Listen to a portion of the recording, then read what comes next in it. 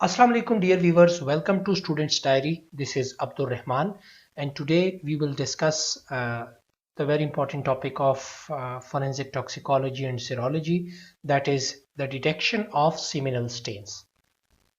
इससे पहले जो टॉपिक हमने स्टडी किया था वो था ब्लड स्टेन्स के बारे में और हम उसके डिफरेंट टाइप्स ऑफ स्टेन्स और उसके ऑरिजिन्स को हमने डिस्कस किया था कि किस स्पीशीज़ के स्टेन्स को हम कैसे आइडेंटिफाई कर सकेंगे। तो जब भी कोई सेक्सुअल असॉल्ट का केस सामने आता है या किसी पे सेक्सुअल असॉल्ट के चार्जेस लगते हैं तो उस वक्त सीन रेजिड्यूज पे जो आपके पास मटेरियल आता है सीन रेजिड्यूज का, जिसमें क्लॉथ्स भी हो सकते हैं, बेडशीट्स वगैरह भी हो सकते हैं, फिर उसको थॉरोली आपने बीइंग फॉरेंसिक साइंटिस्ट आपका काम होता है कि उसको ऑब्जर्व करें और अपनी रिपोर्ट दें आया पॉजिटिव है या नेगेटिव है, और उस रिपोर्ट की प्रॉपर वर्थ होती है जब उसको कोर्ट रूम में पेश किया जाता है। सो स्टेप वाइज हम उसको देखते हैं। फर्स्ट ऑफ ऑल ज़ाहिर है हमने सिमिनल स्टेन्स को स्टडी करना है, तो सिमिनल स्टेन्स को लिए हमें पहले सीमेंस को थोड़ा सा अंडरस्टैंड करना चाहिए। As you already studied about semen analysis in your previous semesters, लेकिन हम थोड़ा सा जस्ट गो थ्रू करेंगे। सीमन क्या है? It is a kind of a fluid secretion which contain cellular elements, a fluid formed in the seminal vesicle and prostate.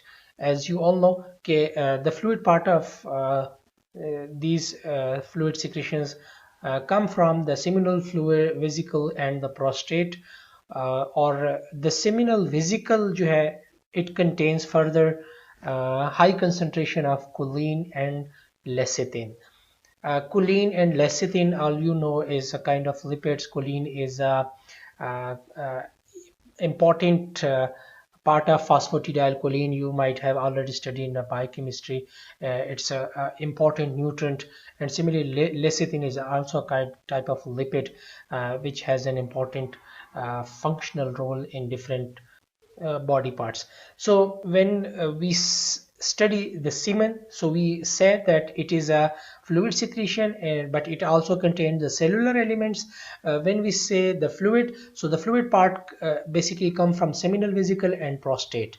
और seminal vesicle को अगर हम फिर फर्दर देखें तो इसके अंदर सबसे ज़्यादा high concentration Colin and lecithin की है, और इसकी इंपॉर्टेंट इसलिए है कि कोलिन को हम आगे जाके एक टेस्ट आएगा फ्लोरीन्स टेस्ट में, उसमें कोलिन को हम यूटिलाइज करते हुए उस टेस्ट पे पॉजिटिव या नेगेटिव रिजल्ट देते हैं। So keep that thing in your mind.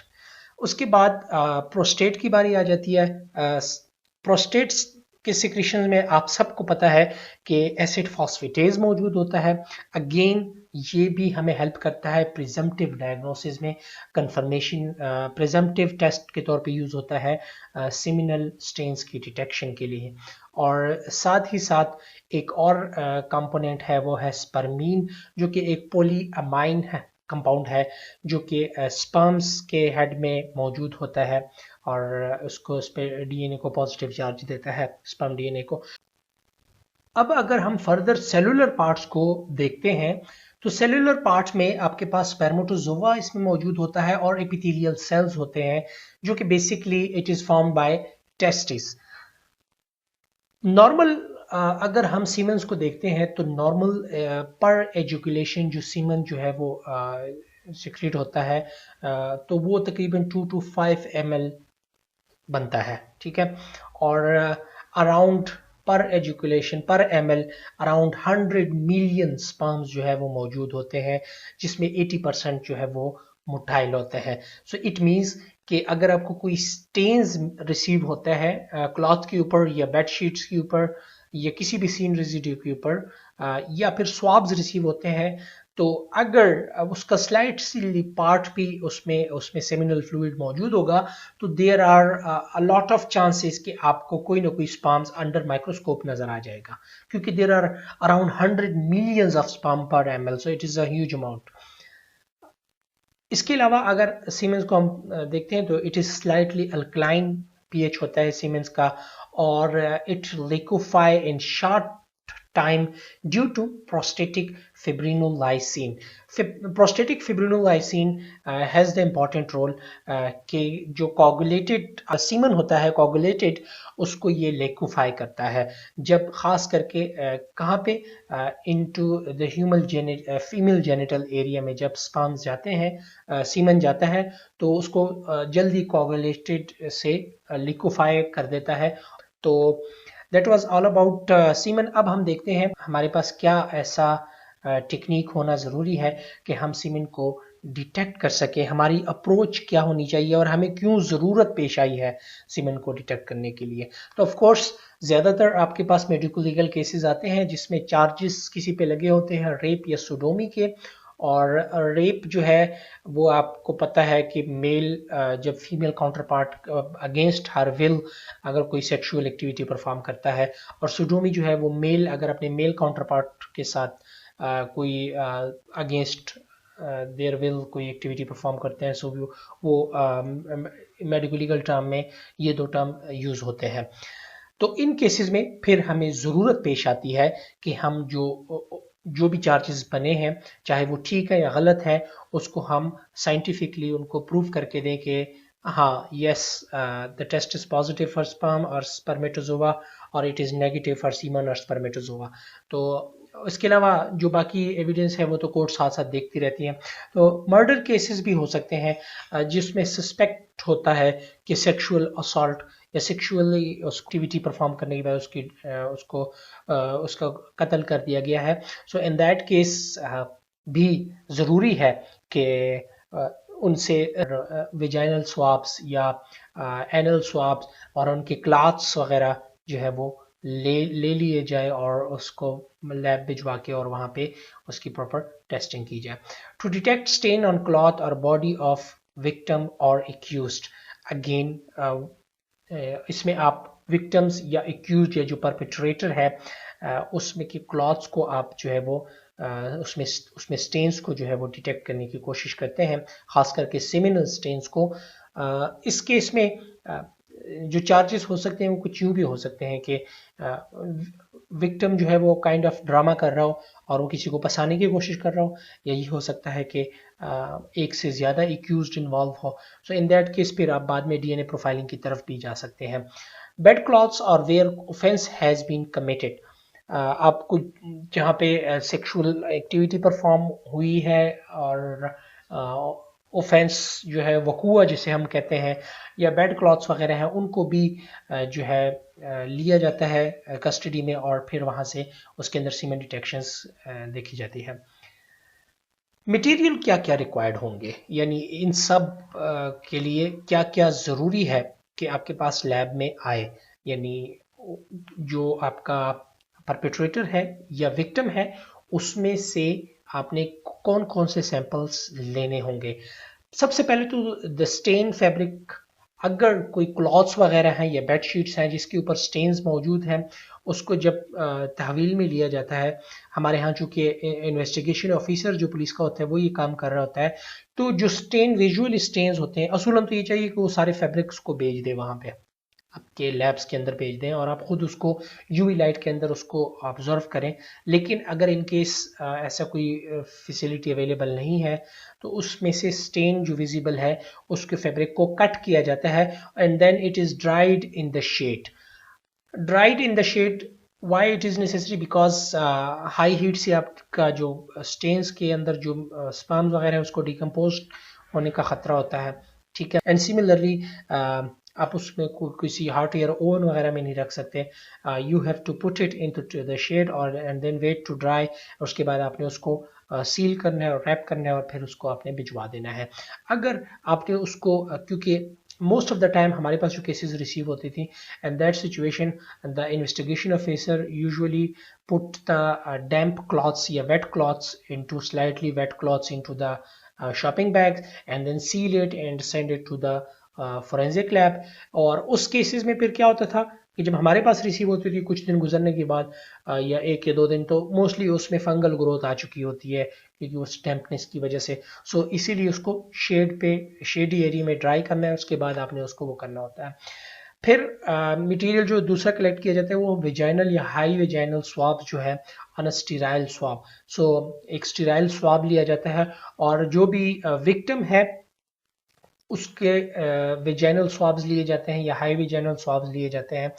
दो स्वाब्स लिए जाते हैं, दो हाई वेजाइनल स्वाब लिए जाते हैं और दो वेजाइनल स्वाब लिए जाते हैं। द रीजन बिहाइंड दैट कि आप एक से माइक्रोस्कोपिकली या जो भी केमिकल टेस्ट परफॉर्म करते हैं और दूसरा रख लेते हैं बैक एंड के लिए, या 4 ले लिए जाते हैं और 2 रख लिए जाते हैं डीएनए के लिए। अगर पॉजिटिव आता है तो डीएनए कराना होता है।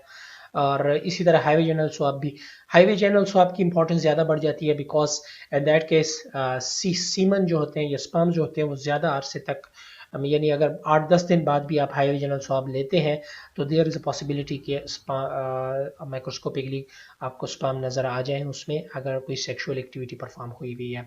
But remember it should be sterile. और उसमें भी ये है कि अगर जब आप हाई रीजनल स्वाब ले लेते हैं, मोस्टली मेडिको लीगल ऑफिसर लेते हैं या डॉक्टर्स लेते हैं, उसको आपने थोड़ा सा एयर ड्राई करना है और उसके बाद आपने उसको प्रॉपर जो उसका काइंड ऑफ कैप होता है या जो भी उसका सपोर्टिंग मटेरियल होता है उसके अंदर उसने आपने क्लोज करके और उसको सील करके भिजवा देना होता है। फिर उसके बाद थर्ड नंबर पे अगर कोई ड्राइड सेमिनल फ्लूइड्स हैं जो कि थाइज पे मौजूद है या एनल एरिया में है या पेरी एनल एरिया है, तो वो आपने कैसे कलेक्ट करना है कि स्टीराइल स्वाब को थोड़ा सा मॉइस्ट कर लेना है और मॉइस्ट करने के बाद डिस्टिल वाटर वगैरह से, और फिर उसने आपने उस एरिया के इर्द गिर्द जो है उसको घुमा के उस एरिया पे में से उस स्टेन्स को कलेक्ट करना होता है। और ये भी आपने थोड़ा सा एयर ड्राई करके फिर आपने इसको सील करके भिजवाना होता है। Dry stain scraped into glass container by blunt scalpel. जो भी आपका अगर कोई ड्राई स्टेन है जो किसी ग्लास पे मौजूद है, जैसे कि विंडो है या और कोई ऐसा मटेरियल है, तो उसको आपने कोशिश करनी है कि स्क्रैप करना है और उसको स्क्रैप करने के बाद किसी ग्लास कंटेनर में डाल देना है। इसके अलावा प्यूबिक हेयर आपने लेने हैं, कट करने हैं और प्रिजर्व करने हैं फॉर फर्दर इन्वेस्टिगेशन। हो सकता है कि उसमें आप उसके ऊपर कोई सिमिनल स्टेन्स भी हो सकते हैं प्यूबिक हेयर्स के ऊपर, या अगर आप उसको रूट में से निकाल के तो फर्दर उसको हेयर कंपैरिजन के लिए भी कर सकते हैं। अगर एक परपेट्रेटर है जिसमें से 2 डिफरेंट टेक्सचर के हेयर उसकी बॉडी से रिकवर हुए हैं, सो वो उसमें से किसी एक विक्टिम का भी हो सकता है। उसके बाद हम आते हैं कि हम कौन से मेथड्स जो है फॉर सीमन डिटेक्शन यूज कर सकते हैं। और रिमेंबर इसमें सीमन डिटेक्शन के लिए एक ऐसे अप्रोच में आपने जाना होता है कि अगर आपके पास कोई प्रिजम्पटिव टेस्ट आपने यूज किया है तो आप फर्दर उसके लिए फिर एक कंफर्मेटरी टेस्ट का सहारा भी लेना होता है। उसके बाद ही आप फाइनल रिपोर्ट दे सकते हैं, क्योंकि मेडिको लीगल रिपोर्ट्स में आप ऐसे किसी को रिपोर्ट्स नहीं दे सकते कि पॉजिटिव है या नेगेटिव है जब तक आप 110% श्योर ना हो। तो आपके पास जो तरीका कार है, मेथड्स जो अवेलेबल है, सबसे पहले आप फिजिकल एग्जामिनेशन करते हैं और उसके बाद आप केमिकल एग्जामिनेशन करते हैं उन स्टेन्स की, और फिर थर्ड नंबर पे आप माइक्रोस्कोपिक एग्जामिनेशंस करते हैं, और फोर्थ नंबर पे इलेक्ट्रोफोरेटिक एनालिसिस भी आप कर सकते हैं। इसमें कुछ कंफर्मेटरी टेस्ट है, जैसे कि केमिकल में हम आगे पढ़ेंगे फ्लोरीन टेस्ट हमें कंफर्मेटरी रोल प्ले करता है। माइक्रोस्कोपिकली जब स्पर्मेटोजोआ नजर आ जाता है तो वो भी कंफर्मेटरी है। और कुछ हमारे पास प्रिजम्पटिव है जो कि हमें हेल्प करते हैं कि आया इसमें स्पर्म है, चांसेस ज़्यादा है, या सेमिनल स्टेन्स हो, चांसेस इसमें ज़्यादा है, पॉजिटिव आ रहा है टेस्ट, सो वो फिर हम फर्दर कंफर्मेटरी टेस्ट कंफर्म करते हैं। फिजिकल एग्जामिनेशन में आपके पास जो भी क्लॉथ्स रिसीव होते हैं सीन रेजिड्यू से, तो वो यूजुअली आपके पास बहुत ज़्यादा उस पर मड लगी होती है या ब्लड लगे होते हैं, विजाइनल सिक्रीशंस भी हो सकती हैं और यूरिन भी हो सकता है। ख़ास करके जब सेक्सुअल असॉल्ट के बाद बंदे का मर्डर किया जाता है तो उस वक्त there is a lot of blood on the clothes as well as mud present in some cases, vaginal secretions might be present और यूरिन भी हो सकता है। तो उसमें से स्टेन्स को आइडेंटिफाई करना बहुत ज़्यादा ज़रूरी है, स्पेशली सेमिनल स्टेन्स को, जब आपने उनको रिपोर्ट में यू प्रूफ करके देना है कि इस बंदे के साथ सेक्सुअल एक्टिविटी भी हुई भी है, तो उसके लिए फिर आपने स्टेन्स को आइडेंटिफाई करना बहुत ज़रूरी है, फिजिकल एग्जामिनेशन उसकी ज़रूरी है। तो उसके लिए फिर आप क्या करते हैं कि क्लॉथ्स को आप थारोली एग्जामिन करते हो, और बेहतर ये है कि आपके पास यूवी लाइट है। स्टैंडर्ड मेथड ये है कि आप यूवी लाइट के डिफरेंट लो हाई मीडियम रेंज में उसको एग्जामिन करते हो, और फिर उसके ग्लो को देखते हुए, फ्लोरेसेंस को देखते हुए आप स्टेन्स को आइडेंटिफाई करते हो, और फिर उन स्टेन्स पे आप फर्दर केमिकल और माइक्रोस्कोपिक एग्जामिनेशंस करते हैं। फॉर एग्जांपल, अगर स्टेन्स क्लॉथ्स के ऊपर, क्लॉथ्स जो स्टेन्स है उसमें यूरिन या लिकोरियल डिस्चार्ज आया हुआ है, तो वो आपके पास यूवी लाइट के अंदर ब्राइट फ्लोरेसेंस देगा। सो वो आपको एक इंडिकेशन मिल जाएगी कि ये यूरिन या लिकोरियल डिस्चार्ज है, कोई सेमिनल स्टेन्स नहीं है। लेकिन अगर फ्लोरेसेंस वो ब्लूइश वाइट कलर की दे रहा है, ब्लूइश वाइट, तो ये इंडिकेशन है कि इस क्लॉथ के ऊपर कोई सेमिनल स्टेन मौजूद है। तो उसको आप दूर से मार्कर पे सर्कल कर लेंगे या पेन से, और बाद में उस क्लॉथ में से उस स्टेन के हाफ पार्ट को लेके, और उसको आप जो भी तरीकाकार है वो हम आगे पढ़ते हैं, उसको आप फिर प्रोसीड करेंगे। फिर जब आपने स्टेन को आइडेंटिफाई कर लिया, या आपके पास वेजाइनल स्वाब या हाई वेजाइनल स्वाब, एनल या पेरी एनल स्वाब्स आए हैं जो कि डॉक्टर ने लिए हैं या मेडिकल लीगल ऑफिसर ने लिए हैं, तो उसमें तो स्टेन आइडेंटिफिकेशन की जरूरत नहीं है, उस पर आप फॉरन केमिकल एग्जामिनेशन की तरफ जाएंगे। तो उसमें आपके पास जो एसिड फास्फेटेज टेस्ट हम एक करते हैं केमिकल एग्जामिनेशन में। इफ यू रिमेंबर, हमने स्टडी किया था कि प्रोस्टेट जो है वो एसिड फास्फेटेज भी सीक्रेट करता है, रिलीज करता है। तो ये हमें एक हेल्प कर सकता है, और ये एक क्वांटिटेटिव टेस्ट है। और क्वांटिटेटिव टेस्ट कैसे है कि the amount of acid phosphatase is estimated in a measured specimen. जो भी हमारे पास स्पेसिमेन आया है, उसके क्लॉथ के डायमेंशन को देखते हुए उसके ऊपर हम एसिड फास्फेटेज को एक्सट्रैक्ट करके by certain you applying certain fluid, और उसमें फिर हम क्वांटिटेटिवली, चाहे वो स्पेक्ट्रोफोटोमेट्रिकली हो या कोई और मेथड हो, एसिड फास्फेटेज को मेजर करते हैं। For example 1 square centimetre of stain material आया है, तो उसमें हम क्वांटिटेटिवली एसिड फास्फेटेज की क्वांटिटी देखते हैं।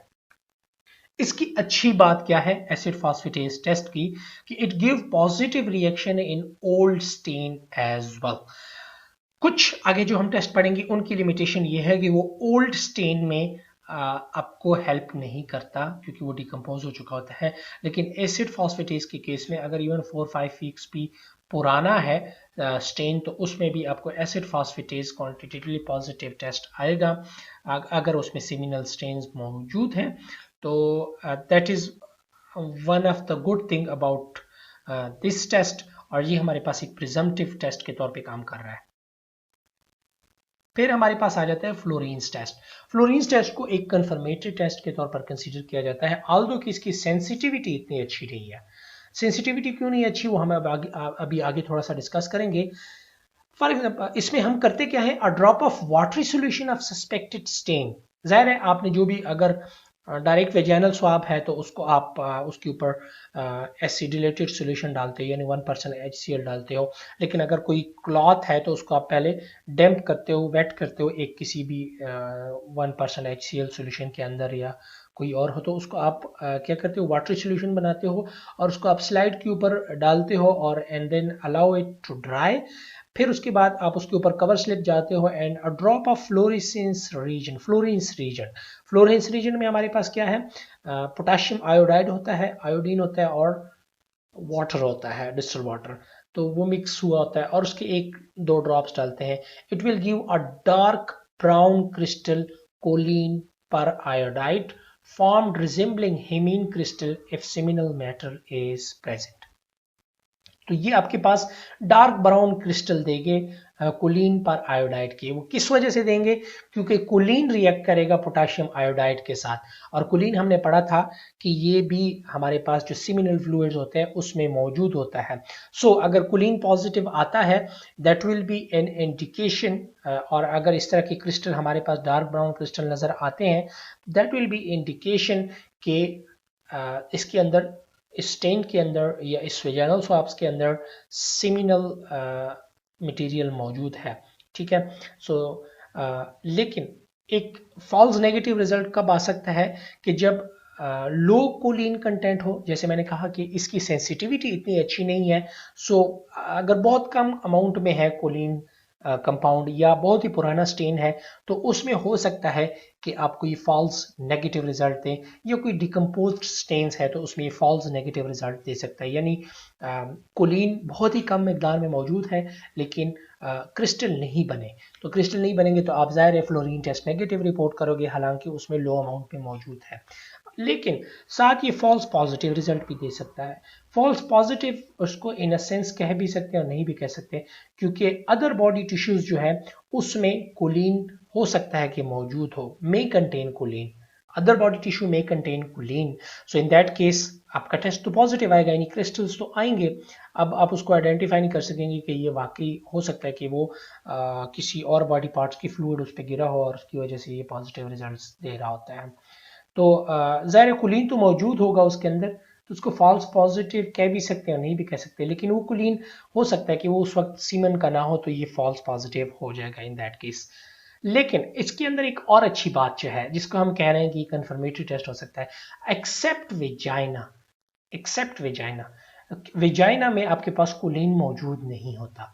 और अच्छी बात हमारे पास जो आप एक तरह से एक अच्छी बात ये कहते हैं कि हमारे पास जो फोरेंसिक लैब में जो सैंपल ज़्यादातर रिसीव होते हैं उसमें वेजाइनल और हाई वेजाइनल स्वाब्स होते हैं। तो वेजाइनल और हाई वेजाइनल स्वाब्स में अगर तो कोलिन मौजूद है और क्रिस्टल पॉजिटिव आ रहा है, तो इट मीन्स कि आपके पास ये जो कोलिन है ये कहाँ से आया है, सिमिनल फ्लूइड से आया है, क्योंकि वेजाइना में तो ये कोलिन मौजूद ही नहीं है। सो उस लिहाज से फिर वो आप उसको रूल आउट कर सकते हो अदर बॉडी टिश्यूज को। So that is about Florence test. Florence test में आपको माइक्रोस्कोपिकली कैसे नज़र आएगा, तो ये ज़रा आप नज़र दौड़ा लें कि जब आप स्टेन उसके ऊपर डालेंगे और उसके 1-2 मिनट बाद माइक्रोस्कोपिकली आप देखेंगे तो स्ट्रॉन्ग पॉजिटिव केस में आपको इस तरह से क्रिस्टल्स नज़र आ रहे होंगे, और पॉजिटिव केस में इस तरह नज़र आ रहे हैं, और नेगेटिव इस तरह। सो इट डजेंट मीन कि स्ट्रॉन्ग पॉजिटिव है और सिंपल पॉजिटिव है। अगर क्रिस्टल नज़र आ रहे हैं so you will report it as positive. Chemical examination में जो दूसरा टेस्ट हम यूज करते हैं वो है बारबेरियोस टेस्ट। ये भी अगेन ये बात आप रिमेंबर रखें कि बारबेरियोस टेस्ट हो या फ्लोरेंस टेस्ट हो, उसमें जब हम केमिकल जो भी स्टेनिंग सॉल्यूशन ऐड करते हैं तो उसको हम उसके बाद स्लाइड को माइक्रोस्कोपिकली देखते हैं, मैक्रोस्कोपिकली नहीं देखते, माइक्रोस्कोप के अंडर देखते हैं और उसके बाद हमें ये क्रिस्टल नजर आते हैं। So the reaction depends upon spermine in semen. So we have already studied कि हमारे पास सिल्वर स्पॉट में हमारे पास सीमन में जो है स्पर्मीन भी मौजूद है, और इसको हम यूटिलाइज कर सकते हैं इस टेस्ट के अंदर। When few drop of Barberio's reagent, Barberio's reagent basically क्या है, अल्कोहलिक सॉल्यूशन है पेक्रिक एसिड का। So when added to spermatic fluid, जो भी आपके पास फ्लूइड आया है या स्टेन्स के अंदर आपने उसको स्टेन को डिप करने के बाद उसको वो एसिडिफाइड एसिडुलेटेड वाटर में डिप किया है, और फिर उसके अंदर आप जो है बारबेरियो रीजन जब डालते हो तो it will produce yellow needle shape and rhombic crystal of spermine picrate. सो ये आपको स्पर्मीन पेक्रेट के क्रिस्टल देगा जो कि येलो नीडल शेप होंगे, और ये थोड़े से इसके अंदर ये है कि थोड़े ट्रिकी होते हैं, प्लियोमॉर्फिक होते हैं। प्लियोमॉर्फिक क्यों होते हैं, क्योंकि इसका नेचर शेप जो है वो कुछ केसेस में डिफरेंट नज़र आता है या स्मॉलर इन साइज होते हैं, सो आपको कंफ्यूज कर सकते हैं और आप फॉल्स नेगेटिव रिजल्ट्स भी दे सकते हैं।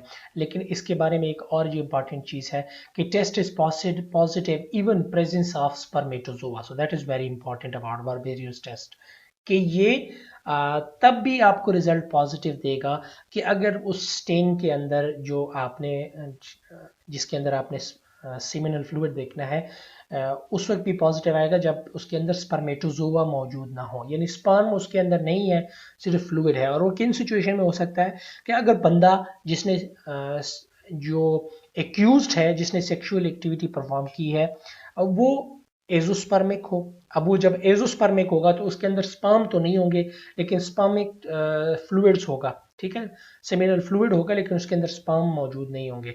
सो इन दैट केस अगर फ्लूइड मौजूद होगा तो बारबेरियो टेस्ट तब भी पॉजिटिव आएगा। सो दैट इज वेरी, या अगर कोई और ऐसी कंडीशन है कि सर्जिकली कोई ऐसी इंटरवेंशन हुई है उस बंदे के अंदर जिसकी वजह से उसका स्पर्म जो है वो फ्लूइड के साथ नहीं आता, तो इन दैट केस भी हम ऐसे बंदे को डिटेक्ट कर सकते हैं। और ऐसे केसेस रिपोर्ट होते हैं कि सेक्सुअल एक्टिविटी में उसका जो ये केमिकल टेस्ट होते हैं, बर्बेरियो टेस्ट, वो अच्छा खासा पॉजिटिव आ रहा होता है, लेकिन स्टेन होने के बावजूद भी आप पूरे 100 फील्ड्स पे देख लो तो आपको एक सिंगल स्पर्म भी नहीं मिल रहा होता।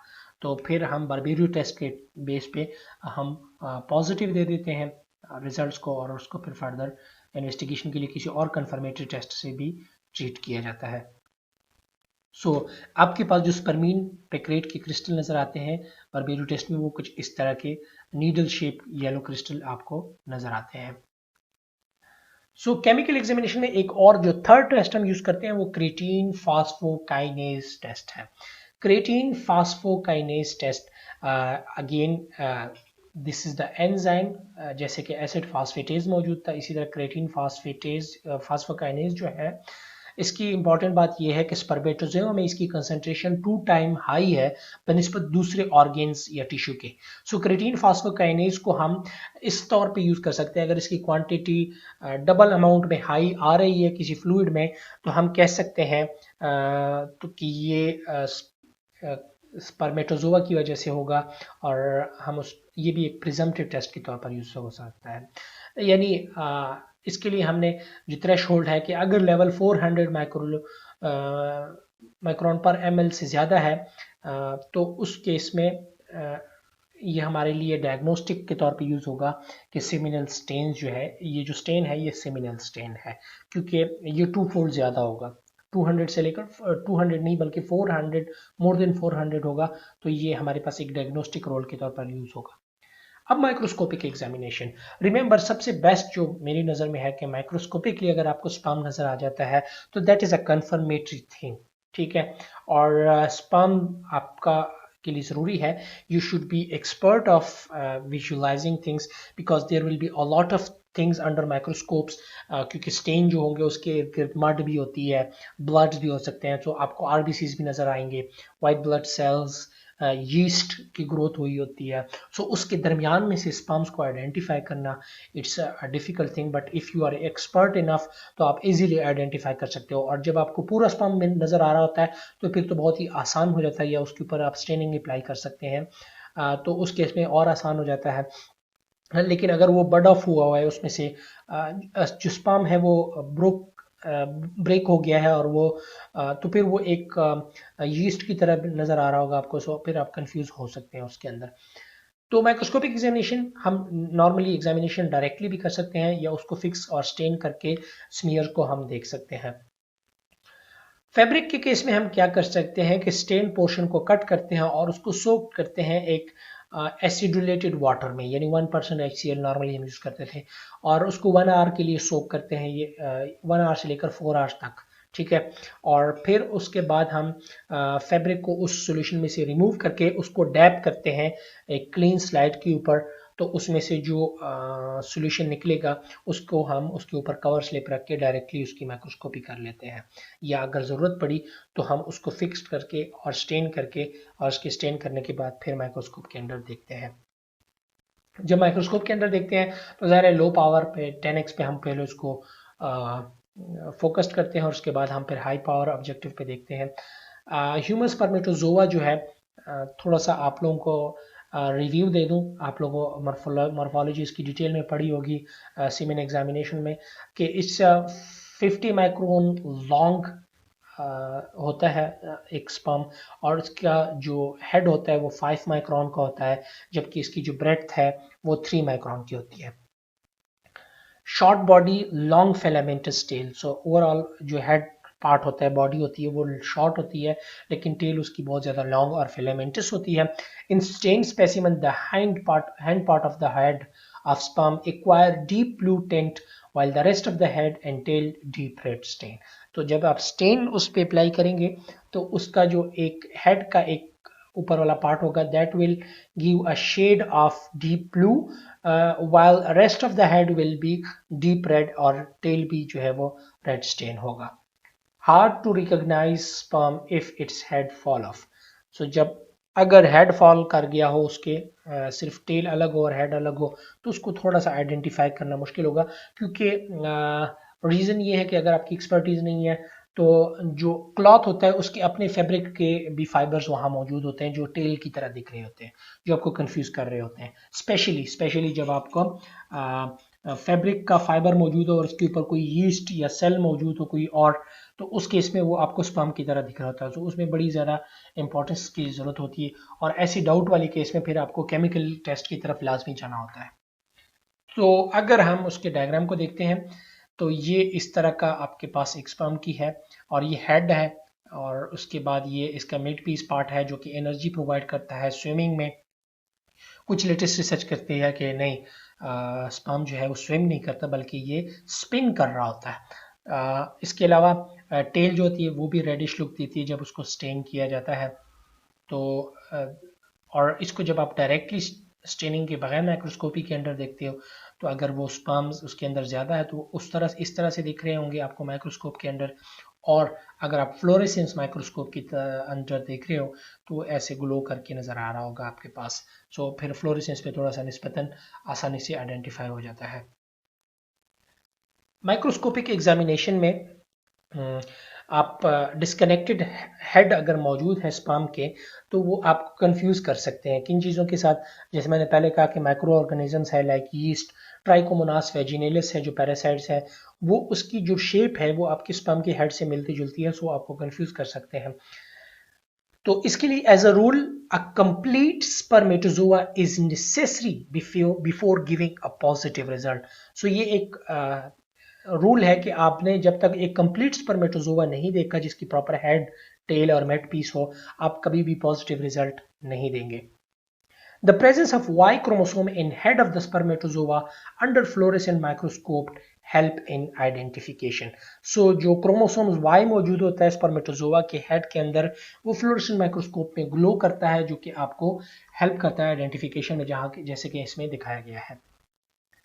इसके बाद जो हम मेथड यूज करते हैं फोर्थ नंबर पे, वो इलेक्ट्रोफोरेटिक मेथड है। जैसे हमने पहले पढ़ा एसिड फॉस्फेटेज जो है उसके को हम जो है वो यूज़ कर सकते हैं इसके आइसोएंजाइम्स को, कि इसको हम डिफरेंशिएट कर सके between seminal stain and stain from other sources on the basis of the mobility. So ये जो आइसोएंजाइम इलेक्ट्रोफोरेटिक फील्ड में, यानी जो पॉलीक्राइलोमाइड जेल है उसके ऊपर जो मूव कर रहे हैं, तो on the basis of that movement हम इसको जो वो आइसोएंजाइम जो आइसोलेट हुआ होगा सेमिनल स्टेन से और जो किसी और स्टेन से आइसोलेट हुआ है उसके दरमियान हम डिफरेंशिएट कर सकेंगे। ठीक है। और semen can be detected even in absence of sperm in azoospermic और वेसिक्टोमाइज्ड पर्सन। सो हम इस केस में क्या कर सकते हैं कि सेमन को आइडेंटिफाई कर सकते हैं इवन अगर हमें स्पर्म उसमें उसके स्टेन्स के अंदर मौजूद ना भी हो। अगर वो सेमिनल फ्लूइड उसका स्टेन है तो वो पॉजिटिव रिजल्ट देगा इलेक्ट्रोफोरेटिक पे। और उस केस वो किन केसेस में ज़्यादातर होता है, जब बंदा एजोस्पर्मिक हो यानी कोई स्पर्म उसकी फ्लूइड में मौजूद ना हो, या वेसेक्टोमाइज्ड पर्सन हो यानी उसने सर्जिकल इंटरवेंशन ऐसी की हो कि जो स्पर्म्स की ब्लॉकेज कर दी हो, सिर्फ फ्लूइड ट्रांसफर हो सकता हो। सो इन दैट केस भी जो है वो सीमेंस अगर सिर्फ है सिमिलर फ्लूइड है तो उसको हम डिटेक्ट कर सकेंगे। और lactate dehydrogenase, अगर if you remember we also studied lactate dehydrogenase isoenzyme importance in the blood stains, और उसमें हमने ऑरिजिन ऑफ स्पीशीज देखना है ब्लड का स्टेन का, तो उसके लिए भी हमने लैक्टेट डिहाइड्रोजनेज यूज़ किया था। लेकिन स्पर्म के केस में एक स्पेसिफिक आइसोएंजाइम मौजूद है, LDHX के नाम से हम उसको लेबल करते हैं। It's stable in stand for over 4 weeks. तो इसकी इंपॉर्टेंस कहाँ पे आ जाती है कि अगर स्टेन बहुत पुराना है, 4 वीक से ज़्यादा पुराना है, तो उस केस में हम LDH के आइसोएंजाइम जो स्पेसिफिक स्पर्म्स में मौजूद होता है उसको इलेक्ट्रोफोरेटिकली देख सकते हैं। ऑफ कोर्स हम साथ मार्कर रन करते हैं, सो उसके पैरेलल जब रन करते हैं तो हमें आइडेंटिफाई करने में आसान हो जाता है कि ये स्टेन वाकई स्पर्म है या सेमिनल फ्लूइड का है। So the isoenzyme pattern of human semen is different from that of common animal. तो जो ह्यूमन आइसोएंजाइम्स पैटर्न है सीमन का वो डिफरेंट है जो other close related human animals है। Positive result obtained in much larger number than is possible with microscopic examination. इसमें हमें पॉजिटिव रिजल्ट के चांसेस आने के ज़्यादा होते हैं बनिस्बत माइक्रोस्कोपिक एग्जामिनेशन में, क्योंकि माइक्रोस्कोपिक एग्जामिनेशन अगर हमने स्पर्मेटोजोआ को फाइंड आउट करना है तो एजोस्पर्मिक में भी नज़र नहीं आएगा, या अगर हमने कुछ स्टेन बहुत ज़्यादा पुराना है और हेड फॉल ऑफ हो गए हैं तो हमें उसको आइडेंटिफाई करने में शायद मुश्किल हो गए हो, तो उस केस में फिर हमारे पास लिक्विड हाइड्रोजन या पॉजिटिव की रेशो ज़्यादा अच्छी तरह मिल सकती है। अब आ जाते हैं समरी में हम ओवरऑल अप्रोच देखेंगे कि अगर आप जीरो से स्टार्ट लेते हैं और आपके पास एक स्टेन्स आए हैं तो आपको कौन सा अप्रोच से जाना चाहिए। ठीक है, फर्स्ट ऑफ ऑल अगर आपके पास जो बेस्ट टेस्ट है that is one tartrate inhibitable acid phosphatase test, presumptive test है जो कि इजीली ऑन स्पॉट भी हो सकता है, कुछ क्रोमेटोग्राफिक टेक्निक्स में भी आया हुआ है ये टेस्ट, लेकिन इसका ड्रॉबैक क्या है कि vaginal secretion also give positive test. So ये प्रिजम्पटिव हो गया, क्योंकि इसमें डाउट ये है कि चूंकि वेजाइनल में सिक्रीशन भी आपको one tartrate inhibitable acid phosphatase positive दे सकता है, सो ये एक ड्रॉबैक है। ठीक है, क्योंकि सेमिनल फ्लूइड मौजूद नहीं होगा फिर भी पॉजिटिव आएगा, तो ये आपको फॉल्स पॉजिटिव की तरफ लेके जा सकता है। फिर आप जाते हो एक दूसरे अप्रोच की तरफ, उस सैंपल को आप फर्दर रन करते हो, फ्लोरीन टेस्ट जब अप्लाई करते हो तो although it is not sufficiently sensitive but can definitely rule out vaginal secretion. If you remember, we have said that choline is not present in vagina, so फिर हम ये confirm करने के लिए कि ये टेस्ट पॉजिटिव आया है तो अब ये फर्दर हम इस सैंपल को देखते हैं फ्लोरीन टेस्ट पे। अगर फ्लोरीन टेस्ट पे बी पॉजिटिव आता है तो इट मीन्स के ये जो स्वाब है इसमें सिर्फ सेमिनल स्टेन्स मौजूद थे, वेजाइना में कोलिन मौजूद ही नहीं होता जो फ्लोरीन टेस्ट को पॉजिटिव दे सके। सो ये जो पॉजिटिव टेस्ट आया होगा फ्लोरीन टेस्ट, ये सिर्फ सेमिनल स्टेन्स की वजह से ही होगा। फिर आप फर्दर जो है जाते हैं, फिर आप देखते हो माइक्रोस्कोपिक एग्जामिनेशन में स्पर्मेटोजोआ। सो माइक्रोस्कोपिकली जब आप डायरेक्टली एक पूरे फुल फ्लेज स्पर्म्स को देख लेते हो जिसमें हेड टेल और मिड पीस जो है वो अटैच हुए होते हैं, तो दैट इज़ 110% कंफर्मेटरी टेस्ट और सबसे रिलायबल और स्पेसिफिक टेस्ट यही है। और रूल ऑफ थंब भी यही है कि जब आप कम से कम एक स्पर्म नहीं देख लेते कंप्लीट तब तक आप पॉजिटिव नहीं दे सकते। So but may not be useful in a very old stain. अगर आपको कोई क्लॉथ रिसीव हुए जो बहुत पुराने हैं तो हो सकता है कुछ पे स्पर्म तब मौजूद ना हो, डिग्रेड हो गए हों, तो उस केस में, या फिर एजोस्पर्मिक बंदा हो तो उस केस में भी आपको स्पर्म्स तो नज़र नहीं आएंगे माइक्रोस्कोप के अंदर। फिर आप डिफरेंट अप्रोच की तरफ दोबारा जाओगे और उसमें फिर आप जो अप्रोच यूज़ करोगे उसमें आप LDH आइसोएंजाइम मेथड जो है it is considered to be superior to microscopic detection of spermatozoa, जिसमें आप स्पेसिफिक जो आइसोएंजाइम है सीमन के लिए उसको डिटेक्ट कर सकते हैं bye running marker side by side, तो उसको आप फिर यूज़ करेंगे। लेकिन इसकी भी एक लिमिटेशन है कि एजोस्पर्मिक और वेजिक्टमाइज पर्सन में ये LDH जो है वो आपको प्रॉब्लम करेगा। ठीक है, और फिर आप फर्दर उसको क्या कर सकते हैं कि एक और अप्रोच की तरफ फिर जा सकते हैं। अब जो फाइनल आपका अप्रोच होगा जो सारा कुछ स्टडी करने के बाद कि it is evident at least one confirmatory test should be used in conjunction with one tartrate acid phosphatase screening test. Screening test हमारे पास मोस्टली डिवाइसेस बेस्ड होता है जो कि हम ऑन साइट भी कर सकते हैं जहाँ पे वकूआ होता है, अगर हमारे पास किट मौजूद हो तो जब इनिशियल स्क्रीनिंग कर लेते हैं तो उसको पॉजिटिव रिजल्ट देने के लिए ज़रूरी है कि इस प्रिजम्पटिव टेस्ट के साथ आप इनमें से कोई कंफर्मेटरी टेस्ट, जो सबसे ज़्यादा मुझे कंफर्मेटरी फ्लोरीन्स टेस्ट और माइक्रोस्कोपिक साइड बाय साइड आप रन करेंगे जो आपको फाइनल दे सके, और साथ LDH आइसोएंजाइम की ज़रूरत पड़ी तो आप वो भी देख सकते हैं। तो वो जब करेंगे तो तभी आप कोई पॉजिटिव रिजल्ट जो है वो रिपोर्ट करेंगे और उसको कोर्ट रूम में पेश करेंगे। So that was all about today's lecture about the seminal stains. Inshallah, if we got the time, we will do it practically somewhere in the lab. So see you in the next lecture, inshallah. Taq ke liye Allah Hafiz.